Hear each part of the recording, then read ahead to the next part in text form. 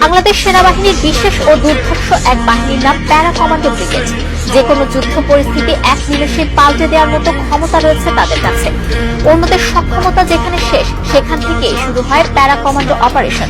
Do or die মোটোতে বিশ্বাসী বিশেষ এই বাহিনীর সদস্যরা মূলত জ্বলন্ত আগুন নিয়ে খেলা করে। তাদেরকে চিতা নামেও ডাকা হয়।